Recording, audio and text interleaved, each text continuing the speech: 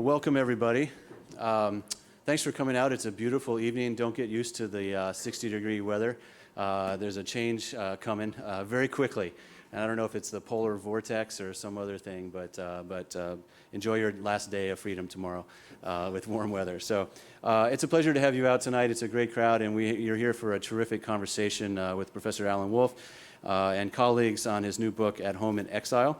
My name is Erik Owens. I'm the Associate Director of the Boise Center for Religion and American Public Life here at Boston College, and I also teach in theology and international studies. I'd like to offer a special welcome to those of you watching on the internet.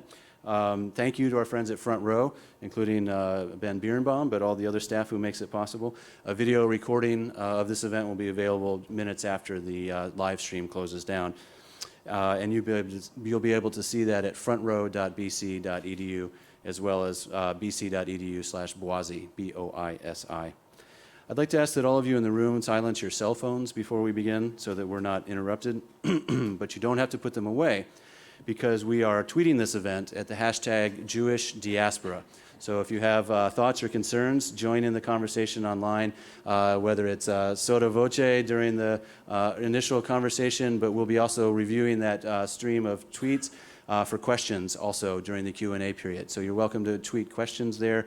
You're also we'd also be happy to have you tweet questions to our staffer, Evan Goldstein, evan.goldstein, E-I-N, at bc.edu. I'll mention that again when Q&A comes around. And we'll have staff monitoring social media for questions that we'll ask when Q&A arrives. Alan Wolfe's new book, At Home in Exile, Why Diaspora is Good for the Jews, is the latest contribution to a very long and indeed ancient conversation about Jewish exile and return, about the diaspora and the homeland, and about Jewish identity, assimilation, and the future of the chosen people. This conversation has always brought together diverse and dissenting voices, religious and secular alike. But it took on a new weight and urgency in the wake of the Holocaust and the subsequent creation of the modern state of Israel. Today, 66 years after Israel's founding, the United States and Israel are together home to nearly 90% of the world's Jews, and in roughly equal proportion. It makes sense then that a conversation about the identity and the obligations of American Jews is always also, at least in some part, a conversation about Israel. A New Yorker cartoon that popped up in my daily calendar a couple weeks ago captured the spirit of some of these debates. If those of you who have one of these may have seen it as well. It has Moses leading the chosen people through the Red Sea, which is parted behind him, and one of the people following him leans to the other and says, "He's all right, I just wish he were a little more pro-Israel." Alan Wolfe's book enters the fray with an argument for a revitalized Jewish universalism, made possible in part by the safety and security of the contemporary Jewish diaspora in the United States. Written in his usual engaging and thought-provoking style, it captures the moment while raising timeless questions. I'm delighted to have such an exceptional panel of scholars to join us for tonight's conversation, and we will have an opening set of comments by Professor Wolfe, and then responses from Ben Biernbaum, Susannah Heschel, and Kevin Kenny, whom I'll introduce in turn. Alan Wolfe is the founding director of the Boise Center and professor of political science here at Boston College. He's the author and editor of more than 20 books, most recently, of course, At Home in Exile, but also the influential books Political Evil, The Future of Liberalism, The Transformation of American Religion, Moral Freedom, and One Nation After All. Widely considered one of America's most prominent public intellectuals, in addition to his books, he's also well known for his essays that reframe our understanding of tired tropes or unexamined bits of conventional wisdom. And he is known for his penetrating book reviews. Tonight the tables are turned, and we've invited 3 book critics to speak about Professor Wolfe's latest book. First, however, we've asked Professor Wolfe to lay out some of the core themes in the arguments that his book makes. So please welcome Professor Alan Wolfe.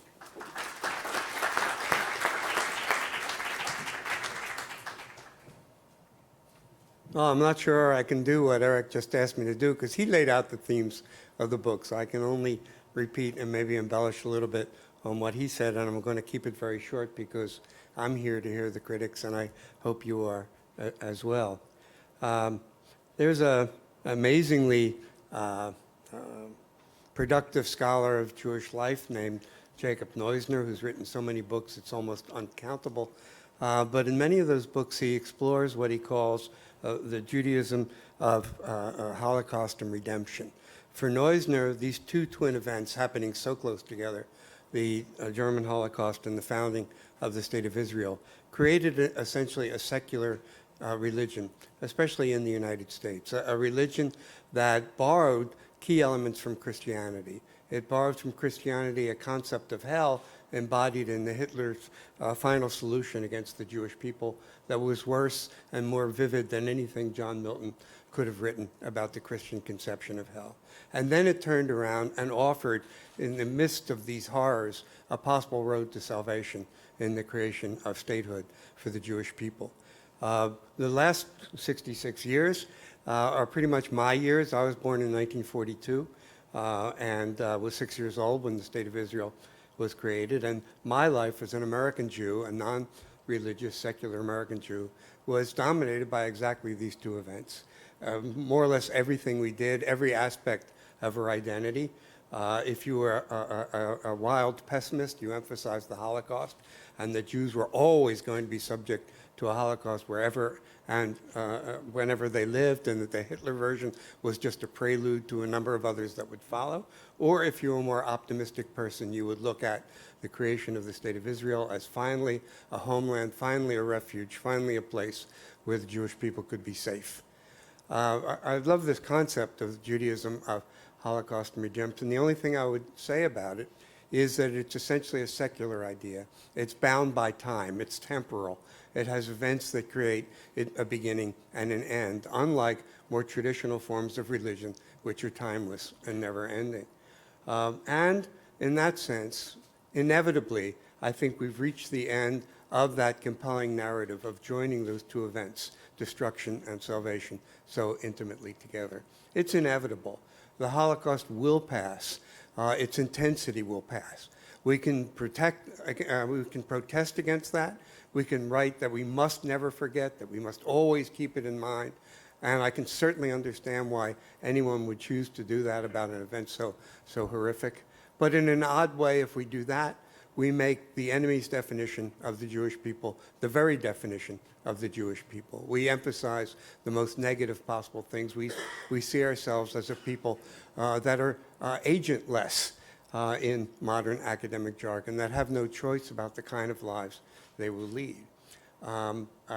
There's a very interesting professor of Jewish studies at Indiana University named Alvin Rosenfeld, who's written about the necessity to keep the Holocaust alive in our consciousness, and he objects furiously to the tendency to generalize the Holocaust as a tragedy for the human race, and he insists that we should view it as a tragedy for the Jewish people.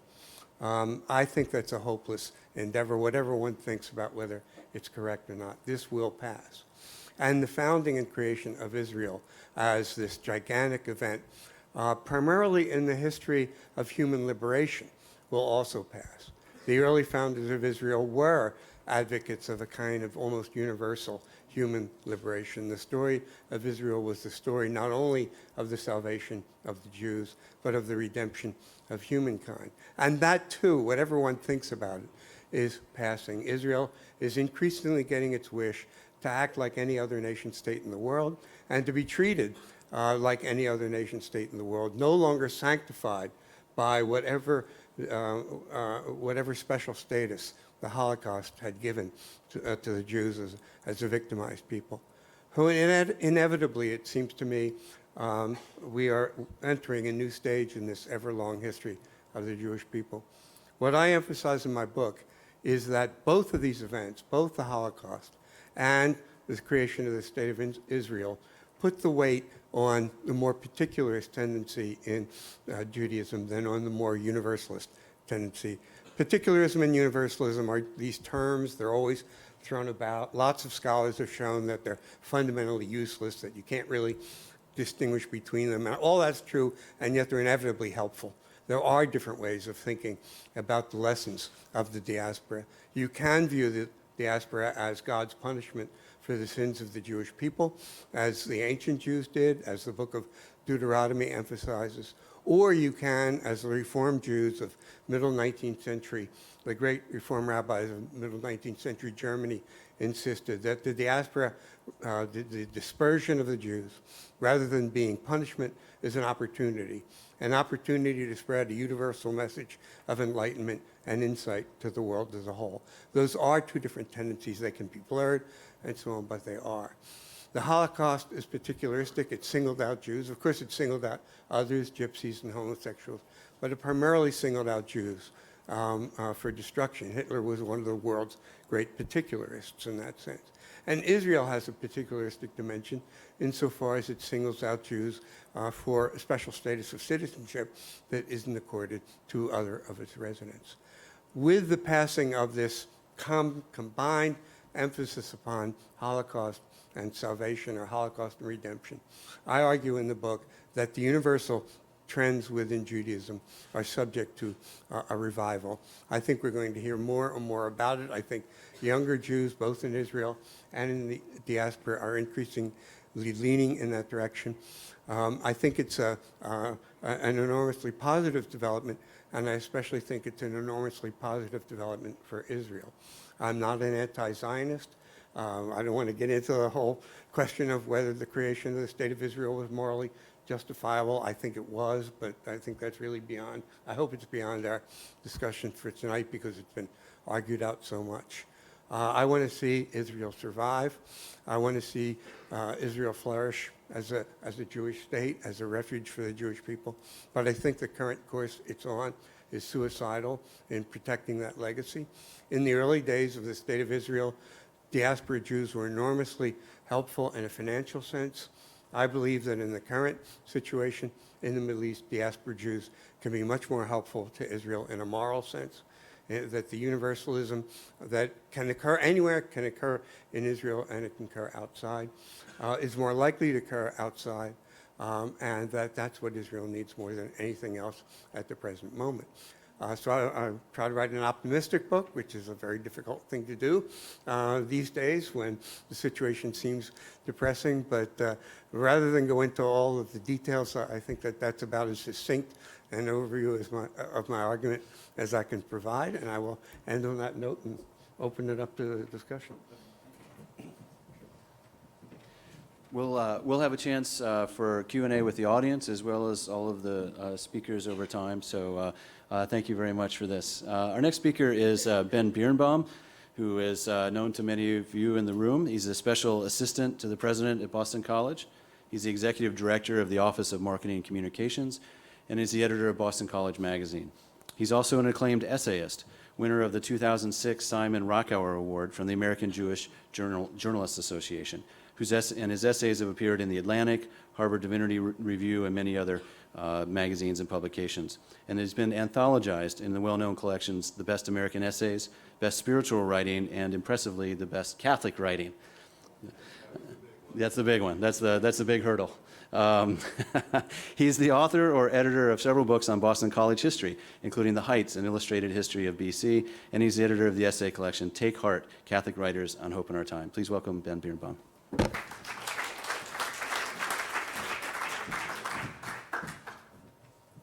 Thank you much. I'm very pleased to be here, and I thank Alan and Erik for inviting me.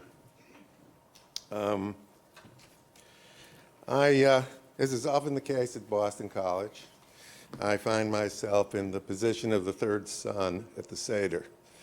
Those of you, I see some of you already know what I'm talking about. The wise one, the wicked one, the simple one, and the one who didn't even know what question to ask. I am the simple one. I have no PhD. I do not have the scholarly apparatus that any of the people up here on stage with me have, and frankly, that I know many of you have as I look around this room. So I am going to offer a rather personal response to Alan's book. But first I want to say that, what Alan has done here. I picked up the book with a heavy heart, to tell you the truth. This is an argument. Is diaspora good for the Jews, bad for the Jews? How about Israel? How about the World Series? Everything is about what's good for the Jews or bad for the Jews. It's an argument I've heard since I was sentient. And I I love Alan's work, and I wanted to love this book, and I did love it. What he does here is something I haven't seen. I haven't seen before, and perhaps I haven't read the books. But it's an informed and enlightening text. He boils things down that have been spread out all over the place and brings them together. He's fair to every dog in the fight, as is his wont. I would not have been as fair as he is to several of the people who speak in this book. And as always, he's fun to read. He knows that a straight furrow is a lie. Every furrow he plows has a crook in it, and when you come to it, you're delighted. My contention, if you will, my argument with the book is not about its quality. It's a wonderful book and a necessary book. Not its presentation, which is fair. My argument with the book, or I shouldn't say argument, but what I felt upon reading it and then rereading parts of it, is that it somehow left me cold. That the argument between particularism and universalism did not move me, not a bit. And I will tell you something of my past which may, well, I'll tell you something personal here. I was born into an Orthodox Jewish family, which moved towards stricter orthodoxy as my father got older and moved us with him. The family split in 1970. 3 of my brothers and my father made Aliyah. They went to Israel, and then they have stayed there forever since then. My father's buried there. My mother and the 4 of us, there were 7 of us altogether, 7 children, stayed here. My mother made Aliyah later, though not for the religious and Zionist reasons that my father had. She was getting old. She knew her American children would put her in a home when the time came. She knew her Orthodox Israeli grandchildren and great-grandchildren, which were numerous, would always have a place for her in their home. So she made a very, I think, wise and prudent decision to be there and not to be listening to me on the phone saying, "Mom, it's time."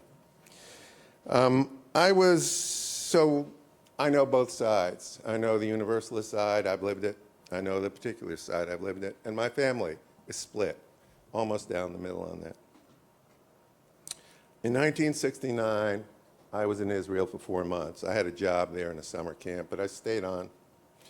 And I worked on a kibbutz. And that was, I will say, a kind of wonderful time to be in Israel. The 6-Day War was 2 years gone. Everybody was singing Yerushalayim Shel Zahav, which means Jerusalem of gold. It was the anthem. It was on the radio all the time. A nostalgic kind of anthem about coming back to Jerusalem. And they were also singing at the same time another anthem, an odd anthem in retrospect called Sharm el-Sheikh, which is an outpost at the bottom of the Sinai, and which Israel had retaken militarily when it took the Sinai. And the anthem pledged, "We will never leave you, you'll be in our hearts forever, Sharm el-Sheikh." Of course, Sharm el-Sheikh had nothing to do with the Promised Land. It had nothing to do with anything. And when it was a military outpost and a useful one over the Red Sea, and when Sadat made peace with Israel, Sharm el-Sheikh somehow left Israeli hearts and returned, practically speaking. But that was the state of things. Everything was lovely. Everything was beautiful. So it seemed. Plus, I was living on a kibbutz that wanted me to make Aliyah myself and to stay there. And so I won't say they were throwing their daughters at me, but they made their daughters available to me. And in a social way, I want to say that. And one can find uses for underground bunkers that you haven't thought of when you're in a kibbutz. But I left. I made a conscious decision. I stayed almost a year. And I made a conscious decision to leave. One was the hubris. I felt that this hubris began to bother me. It was clear there were privileged people. And they included some Israeli Arabs. They included some Bedouin. They included some Druze. And then there were many who weren't.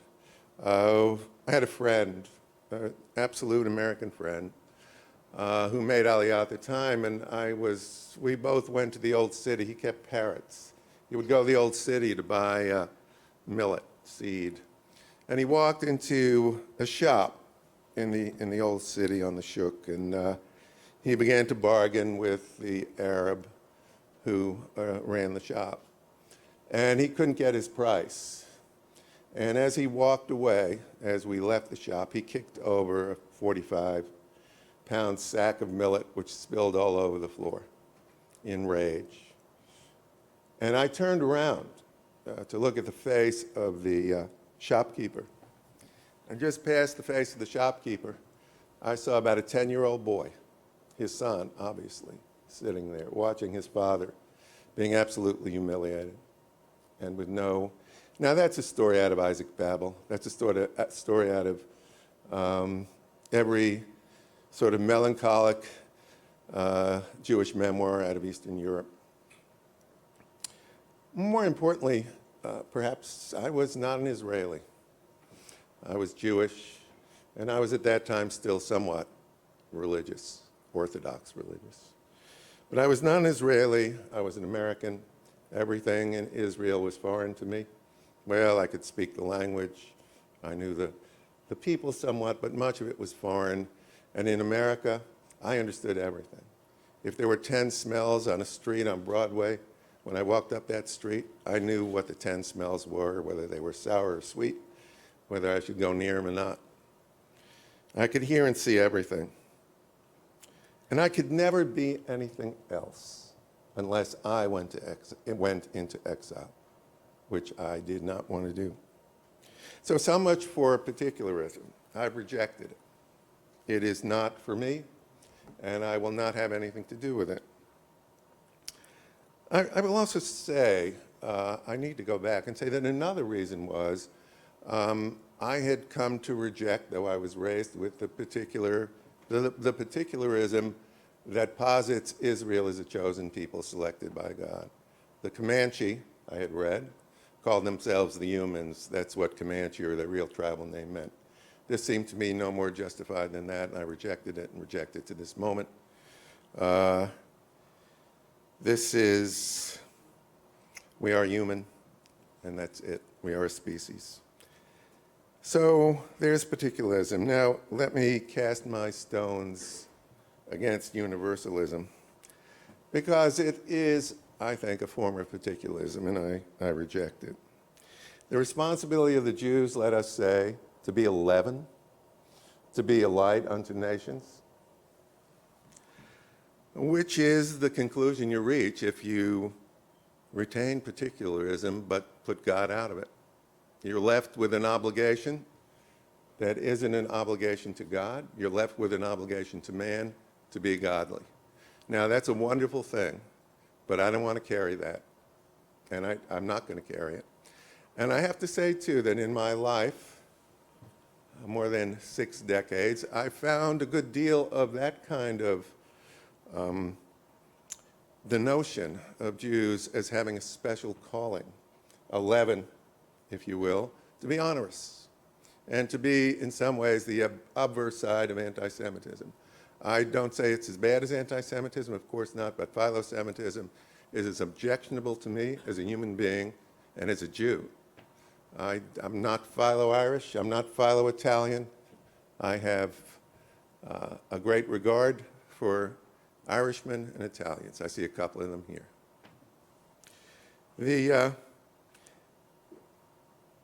Now, I have to say that there's a way of expressing this. Alan expresses it beautifully. I have a great deal of personal regard for Alan. I've known him a long time. I read him a long time before I knew him, and I found him to be the gracious, lovely person he was in his essays in person. And at the end of this book, he phrases the kind of universalism he supports in a way that I find a hard time saying no to, because it's sweetly put. He says, I prefer Judaism, this is the last sentence of the book, that is special but not chosen, to one that is chosen but not special. Well said. Jews survive best for themselves and for the Gentile world around them when they do more than live, but live up to an ideal. Now, I would say to Alan, so does everybody else. It is not a special obligation to Jews, in my view. Other people say it far more tendentiously, and there I want to bring up Judith Butler, who I abhor. And I have to read this from Alan's book, because I don't own a book of hers and would never own one. Here's what she says to me. Well, a literary criticism, I understand, is very good, but frankly, it's pitched too high for me. Alan is quoting her here. I'm trying to understand, she writes, how the exilic, or more emphatically, the diasporic, is built upon the idea of the Jewish, not analytically, but historically. In this sense, she writes, to be a Jew, is to be departing from oneself, cast out in the world of the non-Jew, bound to make one's way ethically and politically precisely there within a world of irreversible heterogeneity. Now, I'm not responsible for her style, but I hope you heard her. I hope you heard what she said.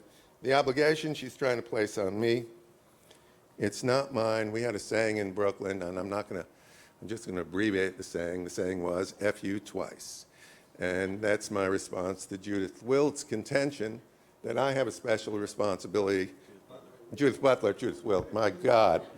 Judith Wilt, I'm going to give you a hug. You know I would never say that about you. Judith Butler, that's what I say to Judith Butler. And I'm under no obligation to be the leaven for all of you Gentiles or for all of us Jews. And I don't want to do it. I will say finally, I'm not in exile.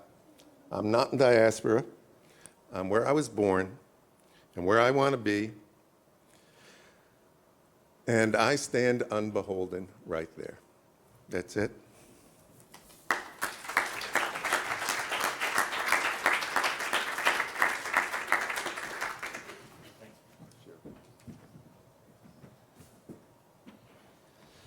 All right, thank you very much, Ben. Our next speaker is Professor Susannah Heschel. She's the Eli Black Professor of Jewish Studies at Dartmouth College. Her research focuses on Jewish-Christian relations in Germany during the 19th and 20th centuries, the history of biblical scholarship, and the history of anti-Semitism. She's presently at work, I understand, on a new large-scale project on the history of Jewish scholarship on Islam.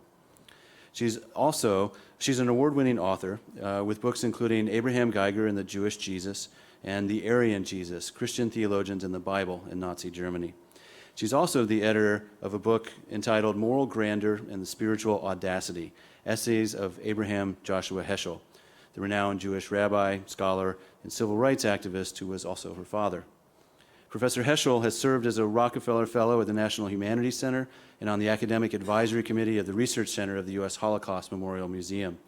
She earned her BA from Trinity College, an MTS from Harvard Divinity School, and a PhD from the University of Pennsylvania. And it's such a pleasure to have you here today. Please.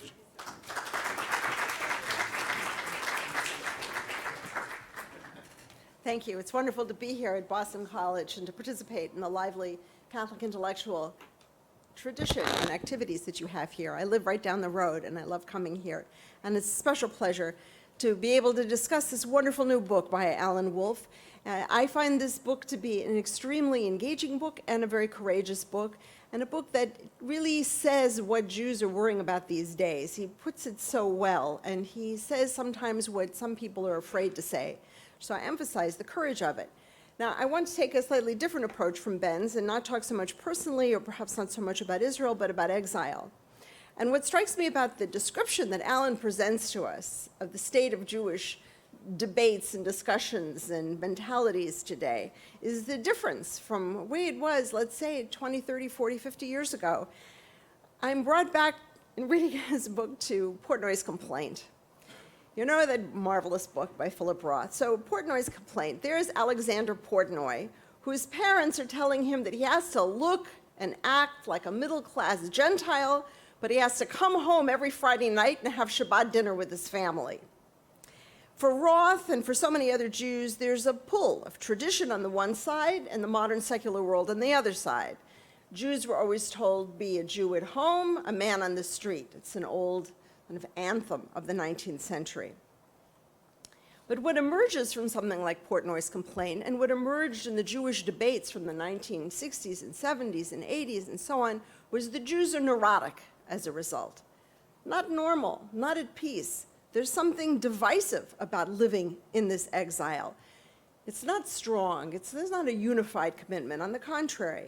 But what Alan describes in his book is a new generation with a very different kind of experience. Jews who share the mostly liberal politics of the United States and European, West European countries, Jews who are enjoying a multicultural intellectual and cultural environment, and most importantly, Jews who feel at home in their Jewishness.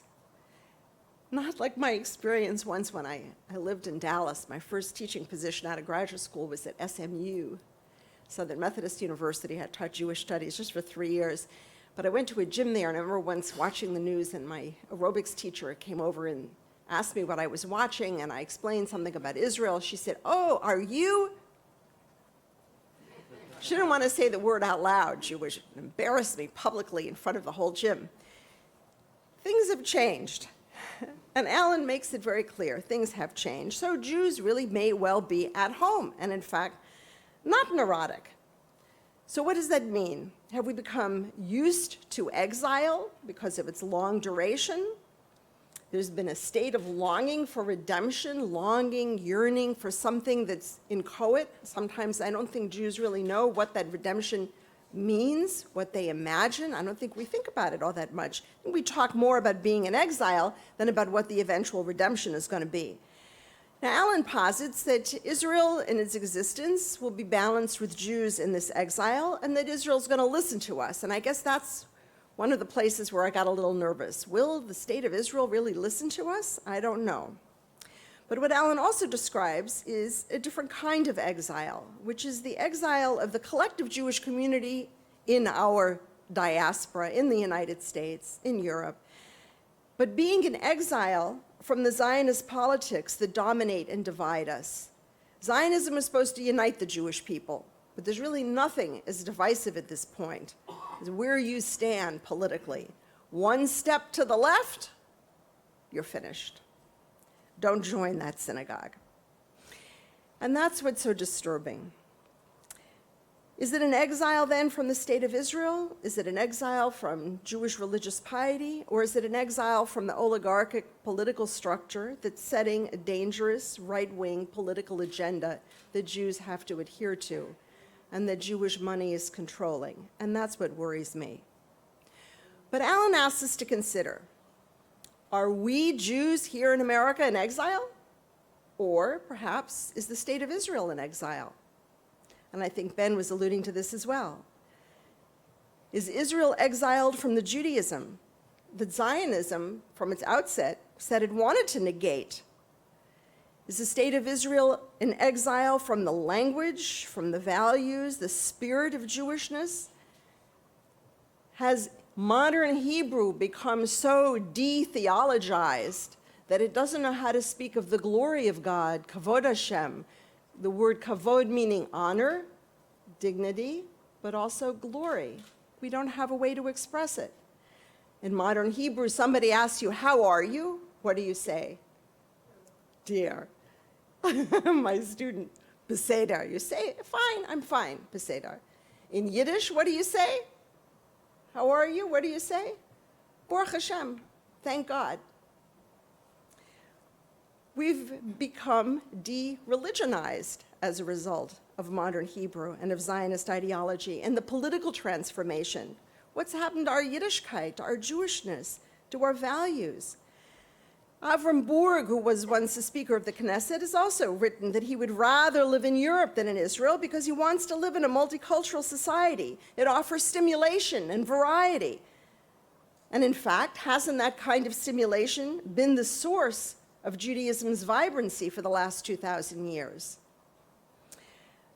Now, in fact, we've been united as Jews in diaspora. It was in the 19th century. It's true that there were Jews in Germany, certain rabbis, in fact, I would have to say also Abraham Geiger, who said that Jewishness is not about diasporic Jewish collective identity, but the national identity. He would only worry about German Jews and not worry about Jews who were in trouble in Syria in the 1840s, for example. But let's think about this. We're in diaspora, there's the state of Israel. Claude Lévi-Strauss once said, it's in the differences that they resemble each other. So perhaps in the state of Israel, perhaps there really isn't a return from exile, but rather a collective exile, a country in a political exile from the rest of the world, an exile from the moral values of the world, from the atmosphere that shaped Judaism for the past 2,000 years. What's going on? The great medievalist Chaim Soloveitchik has argued that Orthodox Judaism has shifted from Jewishness as an identity to Jewishness as an ideology. Being Jewish is now a matter of choice, not inheritance.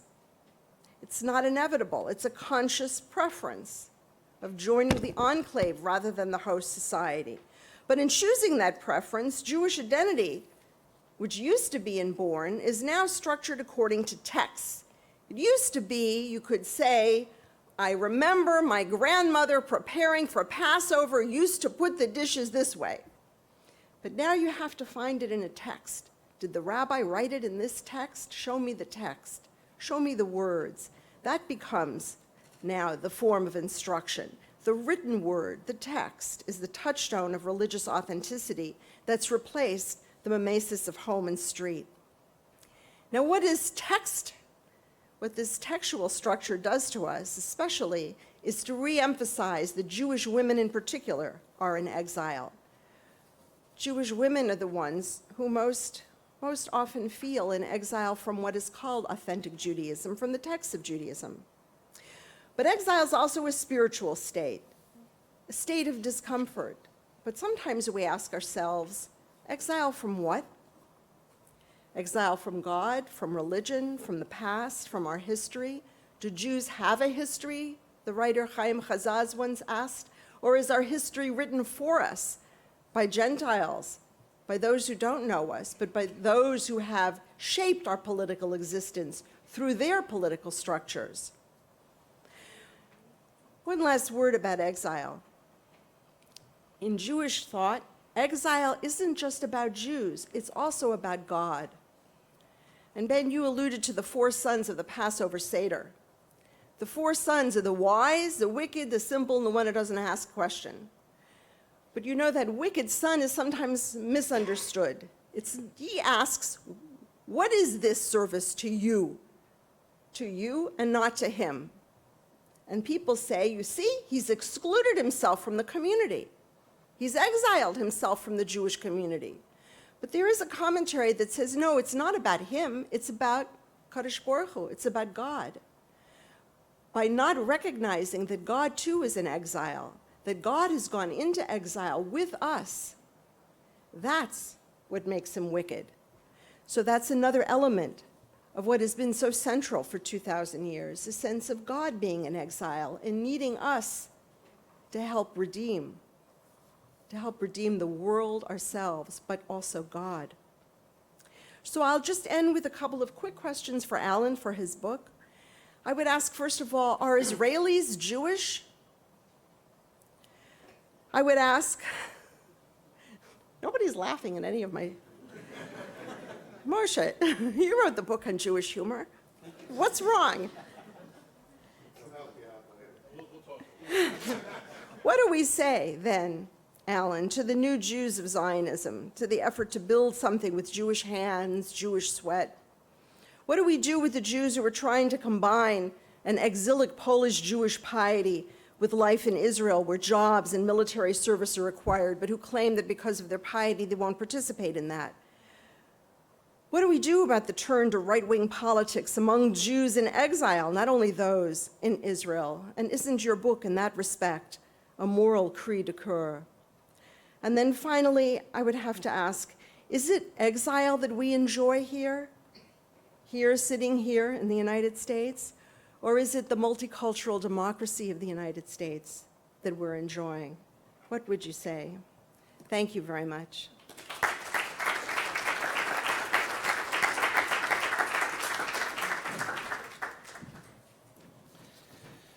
Thank you very much. Professor Kevin Kenny is going to bring us home with his commentary. He's a professor and chair of history, professor of history and chair of the history department here at Boston College, where he teaches courses on American immigration and global migration. Professor Kenny is the author of several books on Irish and Irish-American history, including Making Sense of the Molly Maguires, The American Irish, A History, and Peaceable Kingdom Lost. His most recent book, or I think his latest book, is entitled Diaspora, a very short introduction. and it examines the origins, meaning, and utility of a central concept in the study of migration, with particular reference to Jewish, African, Irish, and Asian history. He received his BA and MA from the University of Edinburgh, and an MA, MPhil, and PhD in American history from Columbia University. Please welcome Kevin Kenny.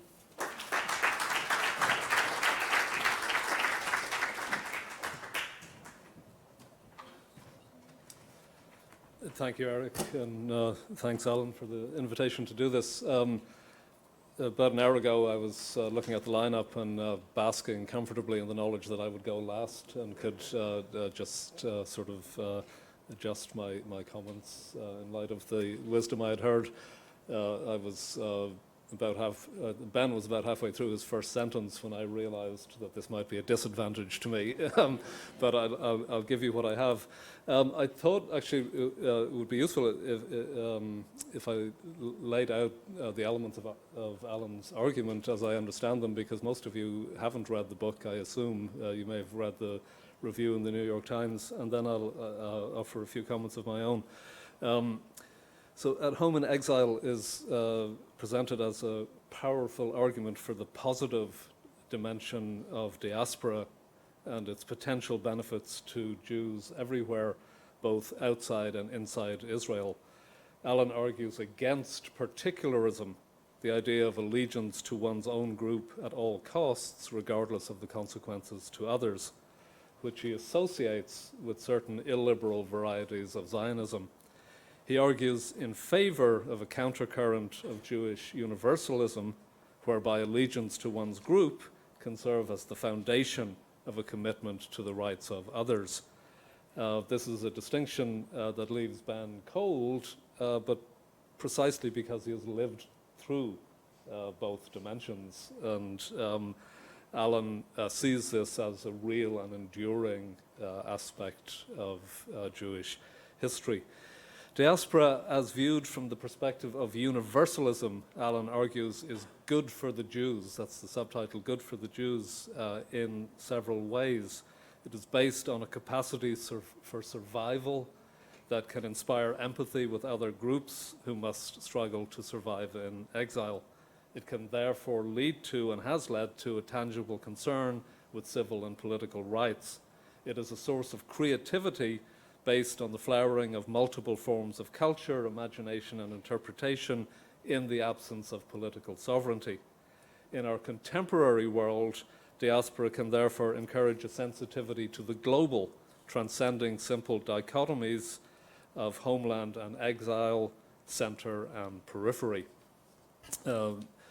Thinking globally in this way allows us to think of forms of belonging that de-center the territorial state in favor of a more complex model of interconnected global urban locations.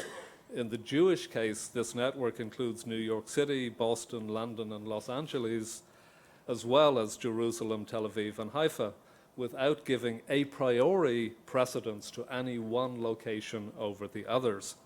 This approach transcends any standard bifurcation between Israel and the diaspora that sees the latter as somehow inferior to the former. And I suspect that Ben would be comfortable with that dimension of the argument. At Home in Exile, however, is not a simple attack on Zionism. Alan's book documents many different strands within Zionism, although they do fall into the two broad camps of particularism and universalism. He rejects what he sees as the ugliness and intolerance of particularism. He seeks to revive the universalist traditions, especially as practiced in the United States and Europe. Alan is harshly critical of particularism, but he believes that a resuscitated universalism emanating largely from today's diaspora can serve, in his words, as Israel's conscience. This is not a call to save the human race, merely one's fellow Jews, but again, I take Ben's point that that's still a heavy burden to carry. Now, that's the argument as I see it. I read the book as a historian and as somebody who's written a book about the concept of diaspora rather than an expert in Jewish studies. And in that capacity, I just want to touch briefly on three points in my comments this evening. The first concerns some historical precedents. The second is the extent to which Allen's argument on the benefits of diaspora might apply to other groups. And the third is to offer some reflections very briefly on the distinction between the diasporic and the global.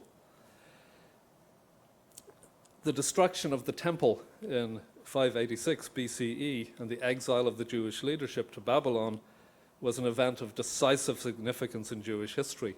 As depicted in Hebrew scripture, Babylon carries strongly negative connotations.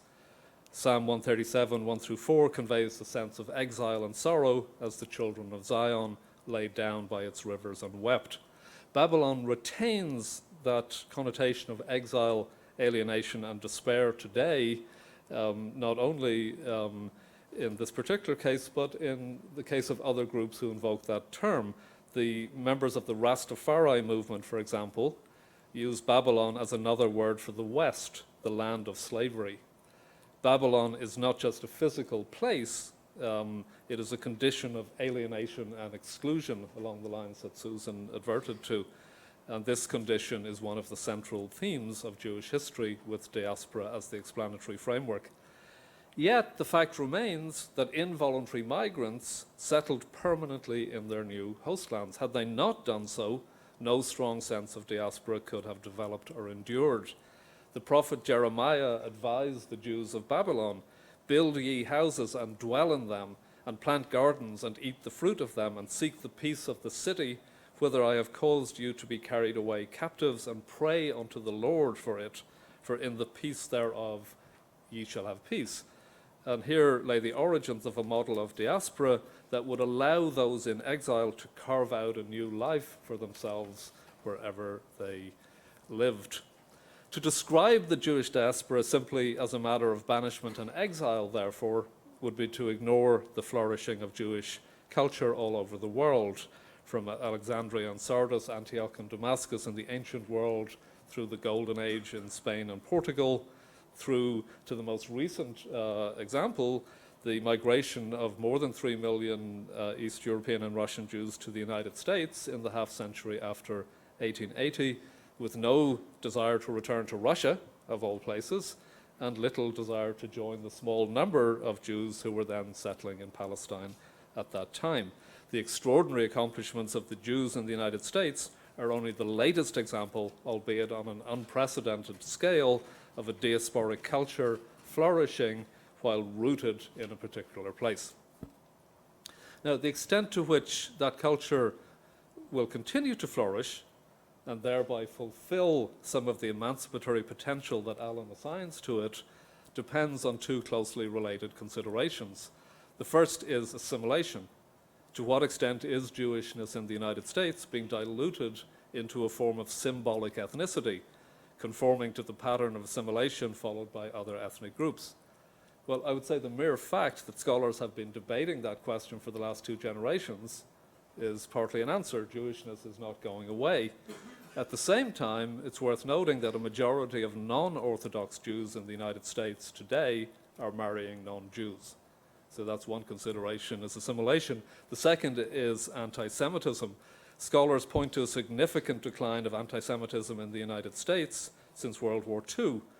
They point also to a resurgence in Europe.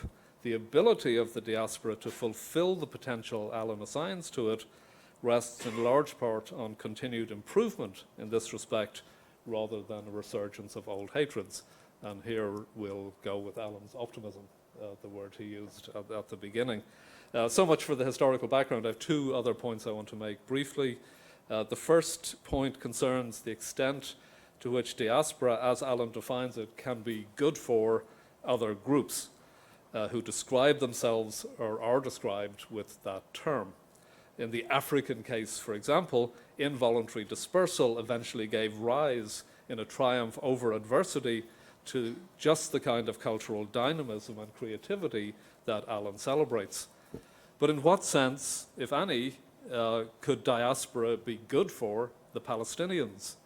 One of the central tragic ironies of contemporary history is that the partial dismantling of one diaspora led directly to the formation of another. Palestinians and their supporters today lament Israel's Independence Day as Yom al-Nakba, the day of catastrophe. Roughly 11 million people worldwide identify themselves as Palestinian. 5 million of them are permanent refugees living in the West Bank, the Gaza Strip, Jordan, Syria, and Lebanon. Nearly all Palestinians lack citizenship and the protection of a government. The largest Palestinian community outside the Arab world, over 300,000 strong, is in Chile. Now, diasporas originate in involuntary migration, whether conquest and captivity in the Jewish case, slavery in the African, or famine in the Irish. In the short term, diasporas are invariably good for the victors or the conquerors. In the long term, they can carry benefits to dispersed populations of the kind Alan describes. He argues that chief among these benefits in the Jewish case is the tradition of universalism. The only sense, presumably, in which diaspora could be good for the Palestinians would be if that universalism were revived and served as Israel's conscience. And Alan is not arguing other than that, as I understand him. My third and final point has to do with the diasporic and the global. One estimate commonly accepted of the number of Jews in the world today is 13.5 million. It's hard to measure that. More than 80%, Erik suggested as high as 90%, live in Israel or the United States, roughly equal numbers in both places. Most of the remainder in Europe, about 1.5 million, smaller populations in Canada, Mexico, Argentina, Africa, and elsewhere. So put another way, almost 60% of Jews today live outside Israel in what is now the diaspora. In the United States and Israel, a vocal minority of academics and activists have tried to envision a post-Zionist Jewish culture. Some of them even see the very attempt to root national identity in a territorially bounded state as an abandonment of what they value in Jewishness, as a break with 2,000 years of history. At an abstract theoretical level, I think these are fascinating arguments, they're important arguments. It does seem to me that the very open-endedness that these critics celebrate, the insistence on retaining a Jewish culture without political sovereignty, has been obviously acutely double-edged in practice. It accounts not only for the unique historical accomplishments of Jewish civilization, but also for its terrible vulnerability. And any liberal universalist approach today rests, as I emphasized earlier, on the hope that anti-Semitism is in permanent abeyance, a hope that is not widely shared in Israel. Nonetheless, Alan is tapping into a tradition without endorsing its more extreme versions that locates the virtues and accomplishments of the Jewish people precisely in dispersal, exile, and adaptation. And to the extent that diaspora still carries a negative connotation, some non-Israeli Jews today might better be described as a global rather than a diasporic people. In insisting that his people are at home in exile, Alan Wolfe places himself at the vanguard of this Jewish cosmopolitanism. Thank you.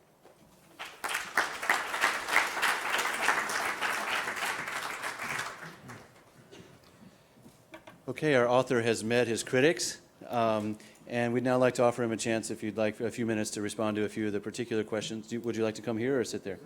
You flip the switch on.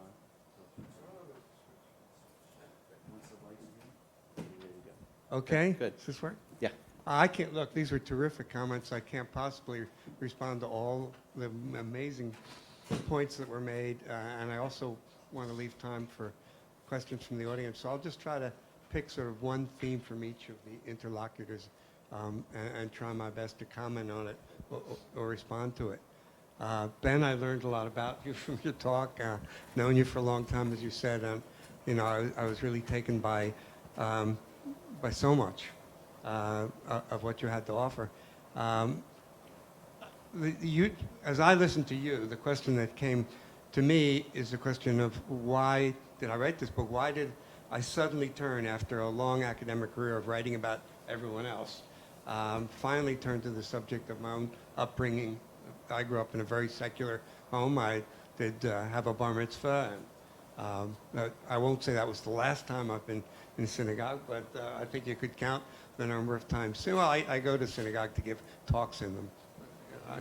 But why did I, and listening to your deep story, it struck me then in a funny kind of way. For you, I think the question of how to identify with being Jewish, even if it's a Jewish universalism, is more fraught with significance than it is for me. I've so much less invested in it that I can afford to say, oh, I like this Jewish thing. And just to jump ahead to Kevin Kenny's remarks, he talked about the concept of symbolic ethnicity, a concept that I attribute to a sociologist named Herbert Gans, who's still alive and still writing on these things. And I sort of like symbolic ethnicity. It gives you the benefits of both worlds. You have something that you can identify with, but there's no danger in it. There's no violence in it, as there has been so much violence in Ireland and in other countries that have experienced, genuine conflict over these kinds of things. So I think we come from different backgrounds in that sense. And I really appreciate what you said, because it makes me realize that, I sort of knew I was playing with a little bit of fire, but the fire I'm playing with I now think is a little larger because of what you said. And Susannah, your comments are so rich and thoughtful. At Home in Exile, we had every book. It's often hard to get titles for. I'm sure you've had that experience. I like this title. And I thought it conveyed a certain kind of sense. I didn't fully grasp, I think, the possibility that all Jews are in exile and that statehood hasn't solved the problem of exile. I do quote, one of the book was reviewed twice in the New York Times, and one of the reviewers, the president of Wesleyan University, comments that I quote Christopher Hitchens, who said before he died, after discovering that he himself had Jewish roots, and that his mother was hiding her Judaism in the English port city of Portsmouth, that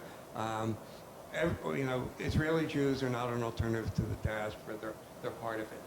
And more I see that that's really true, that first of all, there are so many Israelis now living in the actual diaspora, something that the founders of Zionism, I don't think, ever could have imagined. And that by creating itself as a state in the Middle East, Israel automatically became part of the exilic condition because it's in exile from all the other people that are surrounding it. And I think that's a primary reason why the great promise of security that Israel seemed to offer in the 1940s and 1950s and has been achieved to a considerable degree has also been so much more precariously seeming these days. I also appreciated the reference to Avraham Berg, who is a former speaker of the Israeli Knesset and the son of the leader of Israel's National Religious Party, who's become a real critic of Israeli direction and has been pretty much excluded from polite society these days. As some of you know, Nancy, I'm thinking of you, Ari Shavit, a prominent Israeli journalist, has been attracting huge audiences for his recent book on Israel. And I cite in my book an interview that Shavit had with Berg, which is very, very hostile, I must say. Essentially, Ari, why have you deserted us? Why don't you love our country the way we do? And I just found it an astonishingly example of a failure on Shavit's part to understand the multiplicities of Zionism. And that Berg was really in the spirit of Ahad Ha'am and other early Zionists, I think more than Shavit was. And so I love this concept of maybe being a globalized people. There is a paradox in that. The great American historian of Judaism, the great historian of American Judaism, Jonathan Sarna, whose wife is, of course, on our faculty here at BC, pointed out that in some ways what's been happening is not a diaspora but a consolidation. That the depopulation of Jews from the Arab lands, from everywhere essentially, that 6 cities you mentioned, for example, Tel Aviv, Haifa, Jerusalem, Los Angeles, Miami, Boston, and New York, I think, or Chicago, they contain like almost all the Jews. And And Jews are, in that sense, not a global people these days. They're a very bifurcated people. About 6 million in Israel, maybe 6 million in the United States, and another million in Europe. But not in Morocco, not in Syria, not in Malaysia, and all kinds of other places. You also brought up the anti-Semitism question, which, I published this book, and almost immediately, like almost the day of publication, yet another story came out in the New York Times about French anti-Semitism and how many Jews are leaving France. And I just have to say, I've heard this story so many times.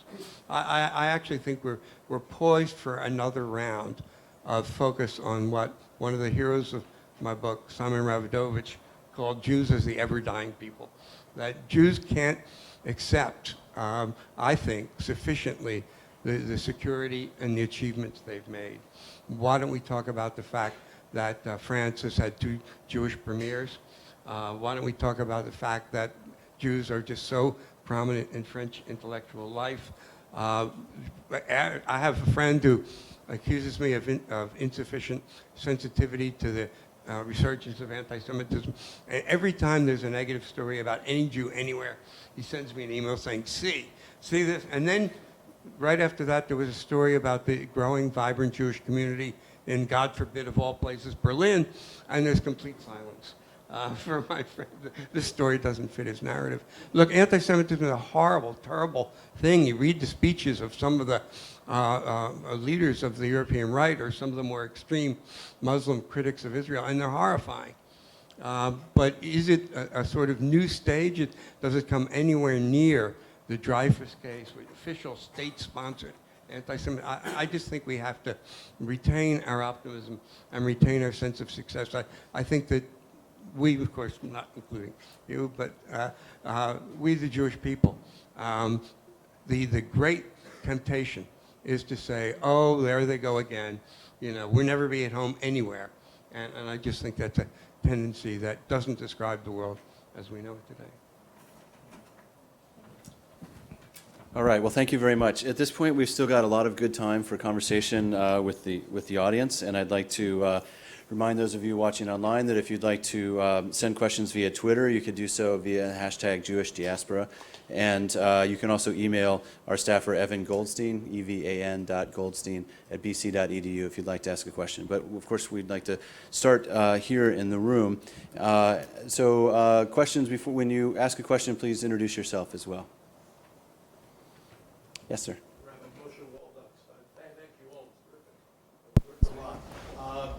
The recent studies of the growth of American Jewish life have shown that the Haredi, or the ultra-Orthodox community, is growing greatly, precisely because they have a large number of children, 3 to 4 times the average of what we call, if you will, Jews who are universalists. And that's really a question. I mean, how are you going to face, how are we going to face the fact that perhaps within 10 to 20 years, the majority of Jews in the United States that are really viable are going to be people who in no way share universalistic values. Even today, that's the group that finds itself moving into the Republican Party, and they also vote on masse and blog, and they're being, of course, always the bid is to get their support. So that's one thing. Now, universalism in the younger generation, as you know, among the so-called millennials, is that 35% may not even identify as Jews anymore.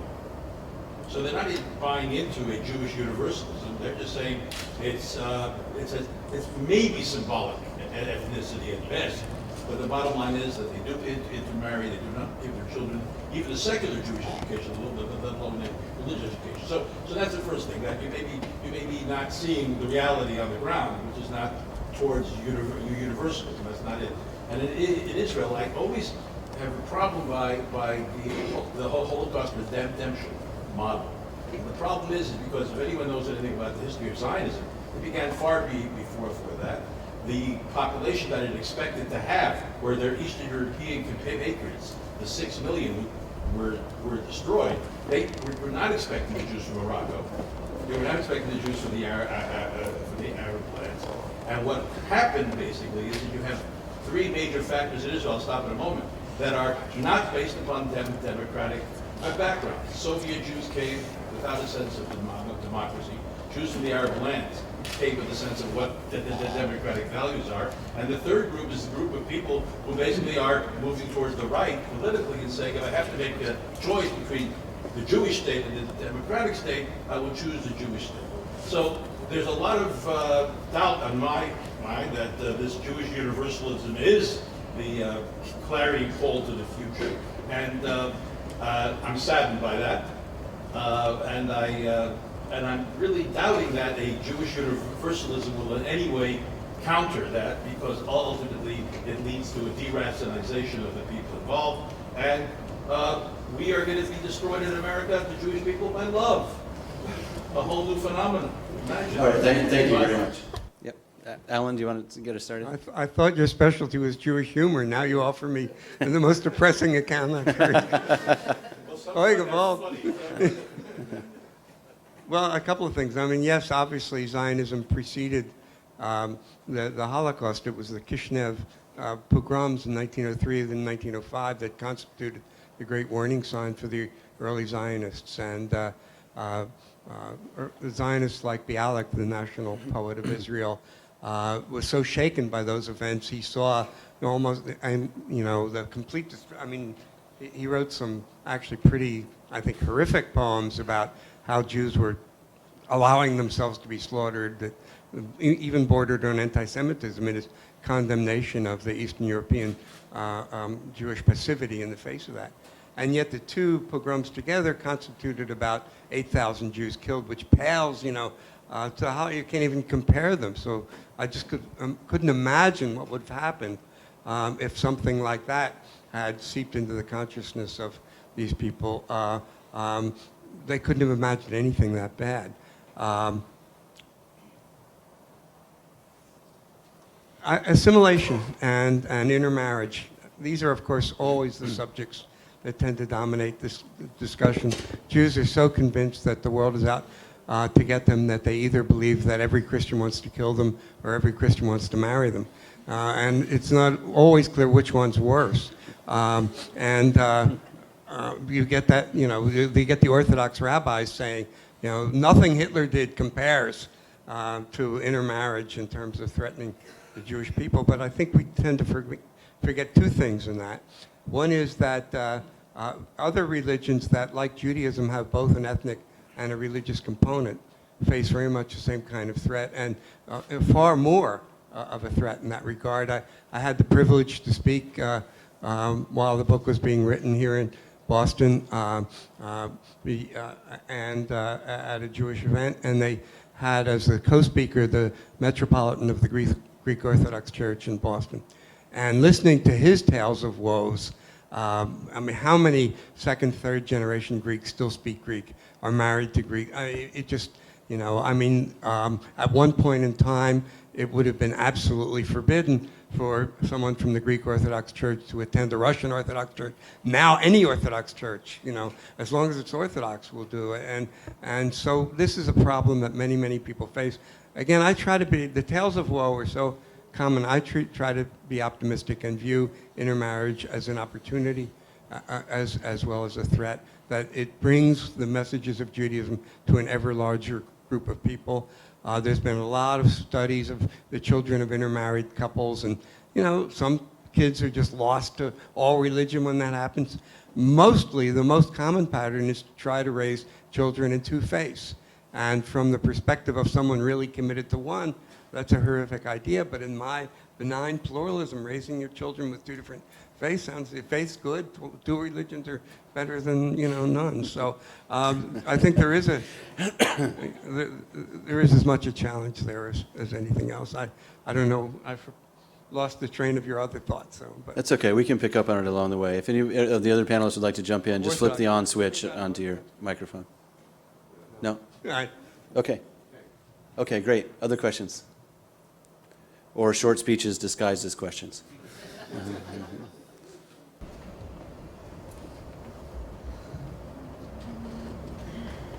Yes, Judith. There's been a fair amount of renewed interest within Christian circles about the Jewish nature of Christianity, and and a recovery of Judaism within Christianity.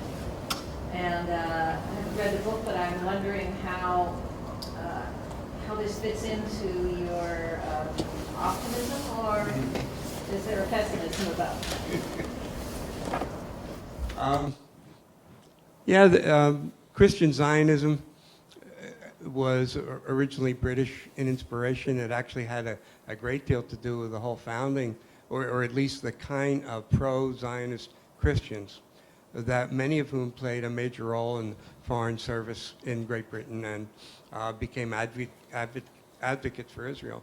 But it has a much more vibrant history in this country, where many of the Christian right, who used to make no excuse whatsoever about the violent anti-Semitism that characterized their public speeches, now suddenly find themselves to be the greatest friends Israel ever had.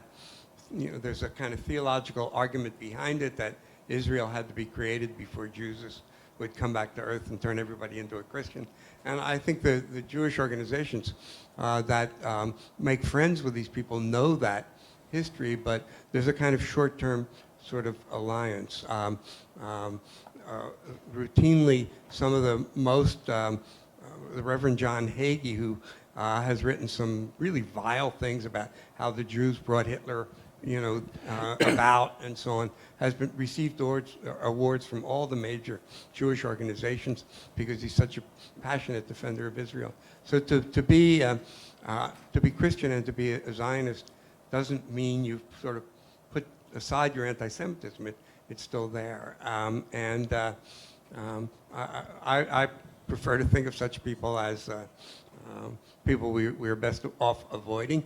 But this is one of those cases where I think realpolitik, that is the huge number of Christian voters in this country, that if you get them voting pro-Israel, that's an advantage that overcomes any of the taints associated with the anti-Semitism.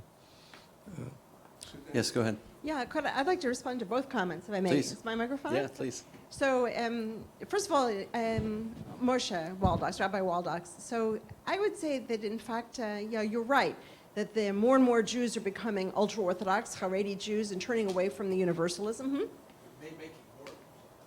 Making them where they're, yes, they're multiplying, yes. And that is changing the political dimension. On the other hand, I have to say that a lot of synagogues, what should I say, they're not very Jewish, There's a kind of vulgarity. There's the synagogues themselves are in exile from Judaism, most of them, not yours. This is great. But this is a problem at both sides. But I do actually think that the situation can't continue this way, that a lot of Jews who are ultra-Orthodox also want to study, want to learn, want to go to college, want to join the world and not simply live apart from it. I think this is a brief phenomenon in history, and that's going to change. And I also think that the fact that certain conservative reforms aren't doing very well, because, yeah, that kind of Judaism is a vulgarity that people can't put up with, and that also is going to change. And that's why we have synagogues like yours, TBZ in Brookline. On the question of Jewishness of Christianity, I would say what's interesting to me when you asked that question was that, yeah, it's true, a lot of Christians are recognizing the Jewishness of Jesus, for example. There are churches that celebrate a Passover Seder, as the Last Supper. But what's interesting is the other side. That is, how many Jews are willing to actually admit to Christian influences on Judaism? Every Jew, no matter how secular, even you, Alan, I'll bet. I'll bet you light a Earthside candle for your parents. Do you every year? Alan. I didn't know we were going to get into that. Yes, I do. Of course I do. As far as you know. God, Where what does kind of that person custom do you come think from? I am? Of course. So the lighting of a candle that burns for 24 hours is a memorial for a member of your family who has passed away every year on the anniversary of the death. Where did Jews get that? They got it from the Catholic Church. Yeah, it became a Jewish custom in the 13th century in Spain. Fine, but Jews don't want to admit it. I think that's when we come out of exile. We come out of exile when we're willing to admit that, in fact, having lived among Christians and among Muslims has influenced us, has changed Jewish law, Jewish practice, and that's a good thing. So that would be one step in the change of exilic mentality. Yes, Kevin and then Ben. The first thing I wanted to say in reading Alan's work and listening to him this evening, Can you want you hear me? make it There you go. Just you Yeah. have to speak directly in. Green.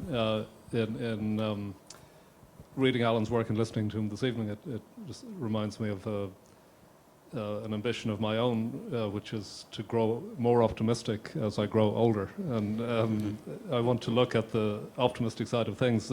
With the question of assimilation, I mean, we've been presented with both sides. You could say that there's a movement away from Jewishness, and then there's a multiplication, as you put it, of the Orthodox ranks that would lead not to universalism, but to something else.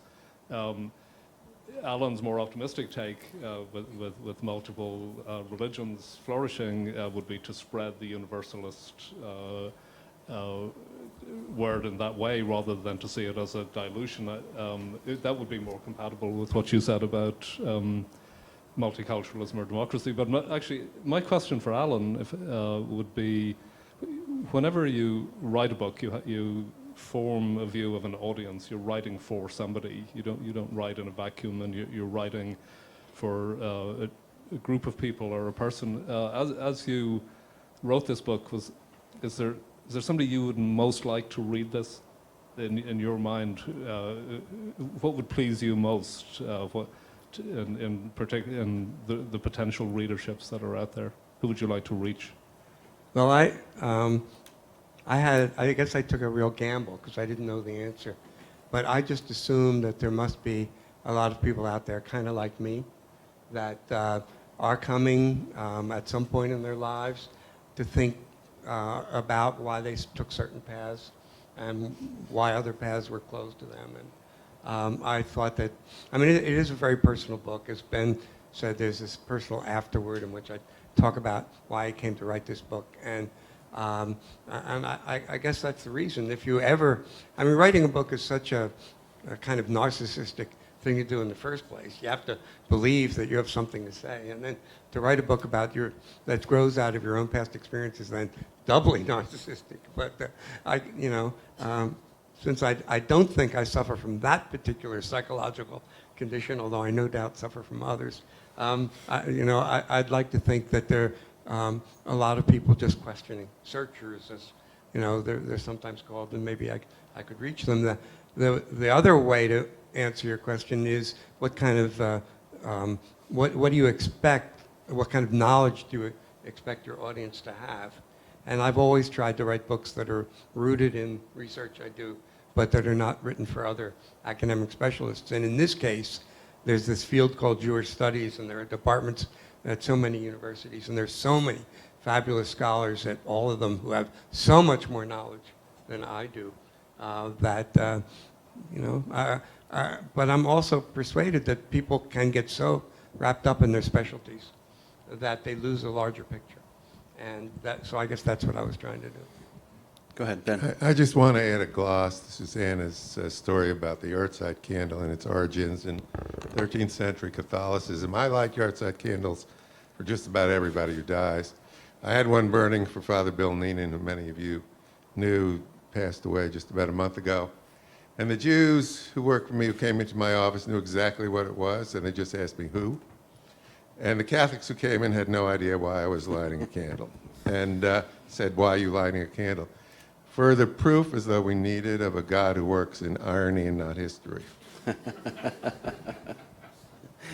Any final questions tonight? We have, while you're formulating last questions, I'd like to take the opportunity to invite you to a reception following this. We'll have food and drink to continue our conversation as well.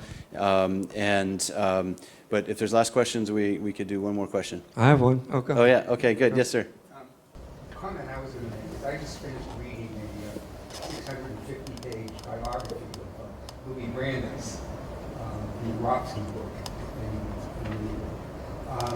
And it's very fascinating about this because he was not religious.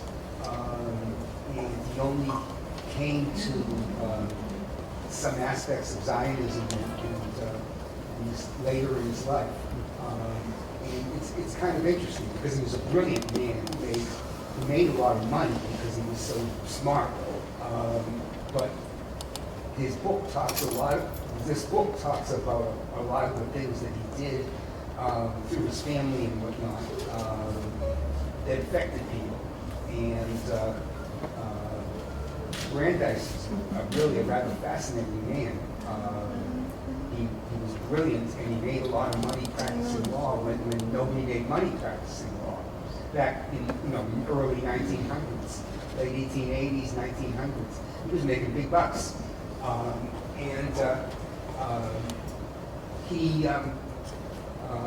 It's not just, of course, he's the guy that school in Waltham was named for. He wrote a lot of very interesting stuff, and I just mention that because there's a lot out there about him and about his scholarship and whatnot. Yeah, good. Yeah, I get invited from time to time to speak in Christian churches, and I was once invited to talk at a Episcopal Church of England church in Louisville, Kentucky, and I began by saying how delighted I was to be in the birthplace of one of the great religious figures after whom a university in suburban Boston is named, and nobody in the audience knew that I was talking about Louis Brandeis, who was indeed a great man. I also remember I got into a fairly severe argument with a very, very conservative Zionist, whose name will go unmentioned in this company, and who said, "What about Brandeis? You know, he was a great Zionist," and that gave me the opportunity to say what I tried to say earlier. There were many kinds of Zionists, and in the book I talk about two different traditions in American Zionism specifically, in the context of the fact that American Zionism was looked on with great disdain by European Zionists. They were the real Zionists, and anything in America couldn't be important, but there were a lot of directions that Brandeis could have gone in, and it's only counterfactual history at its worst to say Brandeis was a Zionist, Israel was created after he died, therefore Brandeis would have been a big supporter of Israel. History doesn't work that way, I think. I think Brandeis would have been very supportive of the idea of Israel and quite critical of its actual policies. Susannah? I agree, there are different kinds of Zionisms, and it also does seem to me that when you look at something like the Balfour Declaration, it's Christian Zionism that ultimately had the most power. Lord Balfour's Christian Zionism rather than Chaim Weizmann's Jewish Zionism. But I think what concerns me here is that what we see developing today is not so much a political conflict between Israel and Palestinians. What worries me is the racism that's developing and that's overtaking the conflict. And I would say that's something that we all need to worry about. And in that sense, you know, Israel is no different. Israel is in exile with us, let's say, by being mired in these kinds of racist, horribly racist thoughts and articulations, even from political leaders. I just have to say one other thing, Alan. One of the great things that's happened in American Judaism is that women are now ordained rabbis. That is a great accomplishment. And that didn't come from Israel. That came from the United States. And I think that's American Judaism's great contribution to the world, that women now have a place to say Kaddish, to be called to the Torah, to be rabbis. Yeah. So. And may I say, the rabbi who introduced the idea of women serving as clergy within the conservative Jewish tradition gave a speech here in Boston in the 1950s called The Blessings of Assimilation. And I was originally going to use it as the title of my book. All right. I'd like to thank the staff at the Bosley Center who helped put this together, and the staff at Front Row for broadcasting this, and of course, most especially to our speakers. If you've been intrigued tonight or provoked, and I hope you have been, circle back at the bookstore table at the end and pick up a copy of Alan's new book on a steep discount, ready for reading this evening, downloading immediately into your hand as you leave this room. But please, and stick around for a reception after. Please join me in thanking the panelists, and especially Alan Wolff.